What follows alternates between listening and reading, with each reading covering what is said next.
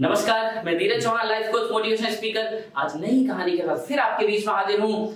आज हम एक कहानी जानेंगे एक चित्रकार की, एक ऐसा चित्रकार जो बहुत अच्छी पेंटिंग्स बनाता था और उसकी पेंटिंग्स पूरे विश्व में जब उसकी प्रदर्शनी लगती थी तो लाखों रुपए में बेची जाती थी और फिर उसका नाम चारों ओर होता चला जा रहा था। उसकी पेंटिंग्स हाथों हाथ बिक जाती थी। अब इस पेंटर को जैसे नाम, सम्मान, पैसा, यश, कीर्ति सब मिलता चला जा रहा था। उसका अहंकार बढ़ने लगा। अब वो बोलने लगा, मेरे जैसा तो कोई पेंटर है ही नहीं, मेरे जैसा तो कोई पेंटर है नहीं।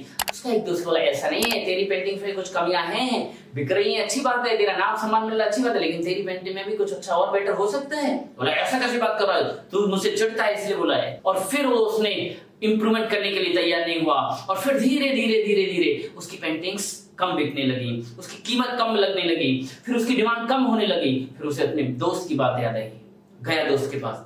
अरे तू लगता है सही कह रहा था, अब मेरी पेंटिंग उतनी अच्छी नहीं बन रही, अब मुझे उतना नाम सम्मान नहीं मिल रहा है। उसने कहा, मैं ऐसे नहीं कह रहा हूँ, जरूर हमेशा कुछ ना कुछ इंप्रूवमेंट की संभावनाएं हमेशा रहती हैं। उसने क्या किया, उस चित्रकार ने अपनी एक पेंटिंग बनाई। इस दोस्त ने उसको सुझाव दिया, एक पेंटिंग बना और चौराहे पे लगा और उसमें लिख कि इसमें कुछ कमियां हैं तो पॉइंट आउट कर दीजिए।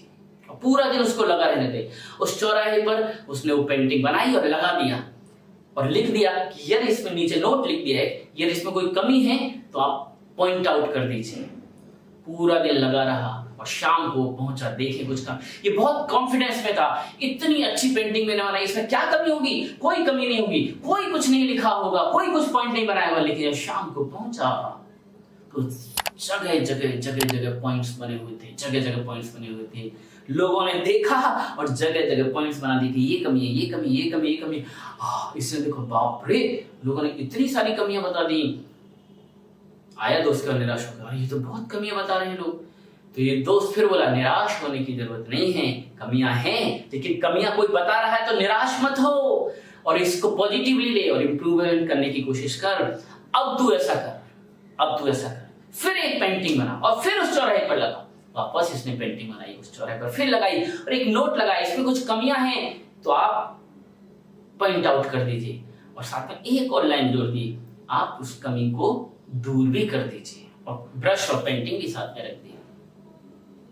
और शाम को जब ये पहुंचा तो सोचा उसने कि खूब, मेरी पेंटिंग का तो जरूर कुछ ना कुछ इंप्रूवमेंट हो चुका होगा, जरूर उस पेंटिंग में कुछ ना कुछ तो ब्रशेस चले होंगे। लेकिन शाम को गया तो पेंटिंग में कोई पॉइंट नहीं था, कोई भी कुछ नहीं लिखा था। अब वापस दोस्त के पास पहुंचा, अरे कुछ दिन पहले लगाया पेंटिंग तो बहुत सारे लोगों ने पॉइंट बनाया, आज लगाया तो किसी ने नहीं लगाया। तो दोस्त बोला, फिर हंसा दोस्त, बोला, अरे लोग कमियां निकालते हैं लेकिन कमियां कैसे दूर की जाए ये कोई नहीं बताता है। तो कमियां तो बहुतों ने निकाली, लेकिन उस कमी को कैसे दूर किया जाए ये लोग बताने के लिए तैयार नहीं है। इसीलिए परवाह मत करो, हम इंप्रूवमेंट करते रहें, अपने में इंप्रूवमेंट करते रहें।